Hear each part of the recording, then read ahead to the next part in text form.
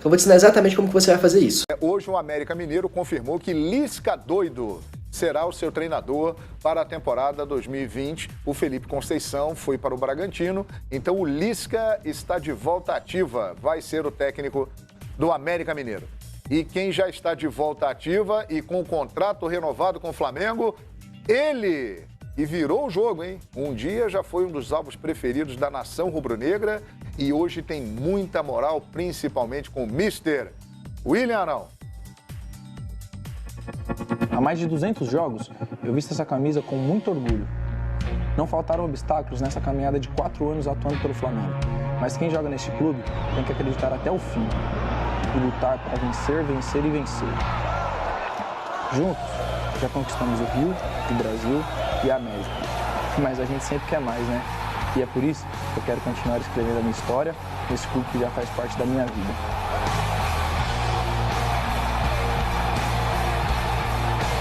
E é com muita alegria e muita honra que eu venho anunciar que estaremos juntos até 2023. Uma vez Flamengo, Flamengo até morrer. Boa, tá bem, Arão! Boa, 2023, contrato renovado. O William Arão virou o jogo, hein? Hein, Tetra? Acho que assim, a vida, o futebol proporciona isso, né? Às vezes, a fase do time não está muito boa, o torcedor mira um atleta, né? Escolhe um. Escolhe um. Eu sempre gostei do estilo de jogo do Arão. Tem um jogador que joga para a equipe, joga para o time, jogava numa função diferente, um pouquinho mais adiantado. Ele era muito caracterizado pelaquela coisa de chegar como elemento surpresa, infiltrar na área. Já no Botafogo, né? Chegou à seleção brasileira e aí passou por aquele momento de muita cobrança da torcida do Flamengo, da imprensa também. E ele também contribuiu, não jogando tão bem em alguns momentos, né? Caiu de produção. Mas a chegada do Jorge Jesus, que mudou o posicionamento dele, trouxe ele para o primeiro volante, vamos dizer assim, aquele jogador que tem a saída de bola. Muitas vezes a gente via Pablo Maria abria lá na esquerda, o Rodrigo Caio pela direita, os dois laterais do Flamengo iam à frente e ele entrava no meio do zagueiro ali para sair, para começar o jogo. E aí ele começou a errar muito menos passe, porque o passe ali atrás às vezes mais lateral, ou buscando o meia na frente. Ele não tinha aquela função de ser o organizador mais lá na frente, que o erro aparece muito, é um passe mais forçado, é um passe mais difícil, a marcação está mais próxima, isso dificulta. Então, a cobrança é maior para o meia que joga mais adiantado, está muito mais próximo do gol. Ele também, pelo bom comprometimento dele na parte de marcação, ele começou a roubar muito mais bola. Muita gente não via ele como um marcador, como o Cuejá era, e que era a paixão do torcedor do Flamengo, era o Cuejá. Exatamente. Fora Arão, fora Arão. E Cuejá era o ídolo, era o cara. E mudou. Eu acho que ele deu até mais qualidade. Olha, jogando como primeiro volante. É mérito do Jorge Jesus, mas é mérito dele também, que aceitou essa mudança, se comprometeu nessa nova função, o time encaixou. Você jogar num time arrumadinho, o Gerson ao lado dele acrescentou muito para ele também, Arrascaeta, Everton Ribeiro. Enfim, eu acho que é bom que o torcedor também reconheceu isso e esse reconhecimento do torcedor foi até em jogo que ele não estava jogando, mas que ele ia no estádio, o torcedor gritava o nome dele. É verdade. E aí o Fábio falou isso aqui no programa, jogar com confiança é totalmente diferente. Ele entrar no Maracanã e ver 70 mil rubro-negros o apoiando, porque às vezes no Maracanã, e eu estive no Maracanã, quando anunciava o nome dele, era vaia. Ah, era vaia. A torcida, não queria. Você começar um jogo assim, é duro. Agora, esse cara merece muito também, porque ele teve personalidade de encarar isso. Eu vi ele no Maracanã, ele errava um passe, ou ele tocava na bola, a torcida já estava vaiando. São poucos que conseguem. São poucos que têm essa personalidade. Então, ele deu a volta por cima junto com o grupo, conquistou, faz um contrato mais longo, fica no Flamengo, a torcida deve estar feliz com isso. Sim. Isso é muito legal, né? Serve de exemplo para muitos outros atletas. É verdade. Parabéns aí ao Flamengo, ao William Arão, né? Renovou o contrato até 2023. Mas agora vamos falar do Fla-Flu de ontem. Infelizmente, a gente começa o papo não falando do jogo. Fluminense 1-0. Golaço de calcanhar do Nenê, que fez uma grande partida. E sim de uma cena proporcionada por uma parte da torcida do Fluminense ontem no Maracanã. Veja aí.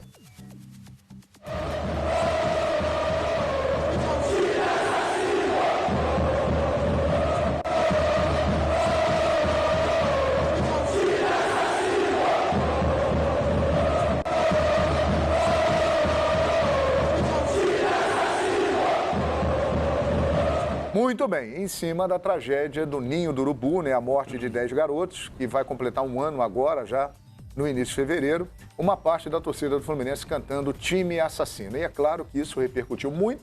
E hoje, o presidente do Fluminense, falando aqui no Fox Sports Rádio, Mário Bittencourt, falou sobre o Fred, né, que pode vir, e falou sobre isso aí. Vamos ver. Primeiro, acho que já falei aqui algumas vezes, hoje não tem negociação aberta, né? Então não tem detalhe de negociação, porque a gente não está negociando, porque eu fui muito claro a todos e do lado de lá, quando eu digo lado de lá, ele, os representantes dele, também sabe que a gente só começa a conversar o dia que ele se desvincular oficialmente do Cruzeiro. Enquanto não houver a desvinculação dele com o Cruzeiro, a gente defende o fair play, defende a modernização do futebol. Estamos fazendo uma gestão com enorme transparência, abrindo ela aqui quase que quinzenalmente a vocês todos, né? Então, a nossa crítica ao Cântico foi que a gente acha, sinceramente, que esse problema, essa situação é uma situação que aconteceu com o Flamengo, que a gente lamentou, se solidarizou, continua se solidarizando. As questões que estão na justiça não nos cabe avaliar nem julgar, né? Ninguém aqui é juiz. Eu, inclusive, por profissão, nasci advogado, então nasci para defender e não para julgar as pessoas. Então, o que nos fez fazer a nota foi para que a nossa torcida, se possível, não repita esse tipo de atitude, mas não achando que essa é uma atitude da torcida do Fluminense. A gente tem uma série de casos passados, inclusive na década de 90, na época do Vasco, falecimento do Denner, foi feito música. Quando o Ricardo Gomes passou mal no Engenhão, no dia que teve o acidente vascular cerebral, as pessoas estavam, lamentavelmente, dizendo que ele tinha que morrer. Enfim, uma série de situações do passado que eu não vi ninguém falar. Então, assim, a gente repreende educativamente a nossa torcida, mas não admite esse rótulo no Fluminense jamais. E gostaríamos muito, e isso a gente diz no final da nota, vocês podem ver, porque a nota obviamente passou pelo meu crivo, de que a imprensa e a opinião pública estejam sempre com os olhos e os ouvidos abertos e atentos a todas as torcidas, não só do Fluminense. Perfeitamente. Posicionamento do presidente do Fluminense, Mário Bittencourt. Nós temos aí a nota, vamos mostrar, né? Inclusive eu li aqui a primeira parte dela, porque é uma nota extensa, mas ela reflete exatamente o que o presidente do Fluminense disse. O Fluminense manifestou desde o primeiro momento sua solidariedade com as vítimas da tragédia ocorrida no Ninho do Urubu, portanto não pode deixar de registrar a inadequação da manifestação de parte de sua torcida ontem no Fla-Flu, pois soou excessiva ao chamar o Flamengo de time de assassinos, e a nota segue e ele reforça aqui no final exatamente esse ponto, que não pode ficar rotulada a torcida do Fluminense por ter falado isso. Foi uma parte da torcida do Fluminense e cita outros episódios que aconteceram no futebol. Meus amigos, a opinião de vocês sobre isso? Eu acho que a entrevista do Mário Bittencourt é corretíssima, em todos os pontos que ele colocou ali, né? Na reprovação, da atitude, no ponto de que não é toda a torcida do Fluminense, é uma parte dela, a parte maior ou parte menor, mas é uma parte da torcida do Fluminense, até porque ela toda não cabe no Maracanã. E mesmo dos que estavam no Maracanã, não foram todos os que cantaram. Essa é uma questão. Embora ele diga que a torcida do Vasco cantou semana passada. Deveria ter dito que uma parte da torcida do Vasco cantou semana passada, dentro desse raciocínio. Mas também que não deve o clube assumir sozinho algo que é generalizado nas arquibancadas do futebol brasileiro. Os cânticos ofensivos, às vezes até criminosos, quando são racistas, homofóbicos contra o próprio Fluminense, muitos, né, eternamente são cantados. Então, o Fluminense não pode assumir sozinho uma atitude que é uma atitude antiga do futebol brasileiro. E não é porque é uma atitude antiga que a gente deve achar normal e correto, não. As pessoas falam, mas sempre foi assim, agora não pode ser mais. Porque as pessoas, o mundo evolui. Não foi porque você fez uma coisa errada no passado que você vai continuar fazendo a coisa errada no presente e no futuro. Opa, tá errado, não é para fazer isso. Então, é preciso uma conscientização coletiva. Então, o Fluminense se posicionou contrário, corretamente, agora não pode assumir sozinho nada para ele, porque todo mundo, todas as torcidas erram e a gente precisa trabalhar para que todas melhorem. É isso aí. Bela tarde, hein? Cânticos ofensivos e homofóbicos. Bola fora sempre. É isso aí. É isso aí. No início do programa foi o destaque do Fábio Azevedo. E eu acho que ali ele resumiu muito bem, o presidente complementou também aí, e eu concordo. Não pode atribuir a toda a torcida do Fluminense, que é gigante, que é maravilhosa, né? Agora, aquela parte ali foi muito infeliz. E eu espero que isso não se repita. É isso.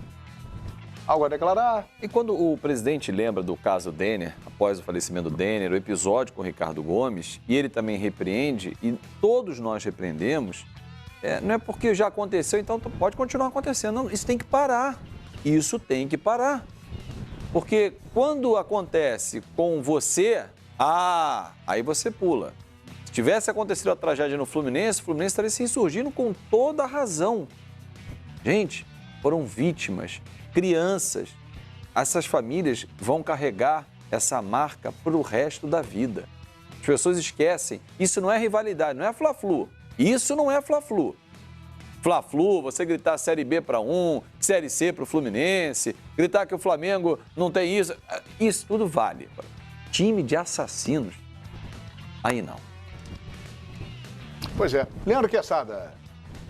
Não, assina embaixo do que foi dito. Não vamos esquecer, né, que o episódio do avião da Chape, gente fazendo aviãozinho nos estádios também, né? Rapaz, que tristeza isso. Cara, a isso. vontade de dar, você tô num lugar, um lado, dá vontade de dar um chega pra lá num cara desse, porque é tipo da coisa que não tem que se fazer nenhum tipo de menção. Teve gente que já escreveu na internet o seguinte, por que esse jogador, ou esse cidadão, ou esse cara da imprensa não estava no avião da Chape que caiu?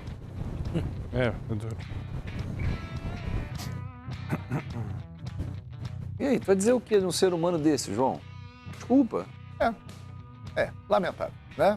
Então que a gente sabe que, infelizmente, coisas como essa continuarão acontecendo, mas a gente tem que lutar cada vez mais para que elas se tornem menores e insignificantes. Há coisas muito maiores e muito mais importantes do que uma rivalidade, né, entre times de futebol, que deve existir, mas deve ser saudável e não doentia, né, como a gente tem presenciado cada vez mais nos dias de boa parte dos torcedores. Certo? Então é isso. E o jogo, hein? Fluminense, rapaz, o Nenê chegou para a garotada do Flamengo, que jogou bem, diga-se de passagem, cumpriu bem o seu papel, mas falou aqui, o tio Nenê pede a bênção que eu vou comandar o meio-campo. Garotada foi bem? Molecada foi bem diante do Fluminense mais experiente e tal. Nenê fez uma grande partida, né? O gol, né, de improviso e de um cara que tem um potencial incrível, então ele tira ali da cartola ali uma jogada improvável, ninguém esperava que ele ia... Porque às vezes você faz um gol de qualquer, mas é mais próximo, né, bem pertinho, né? Você já fez algum?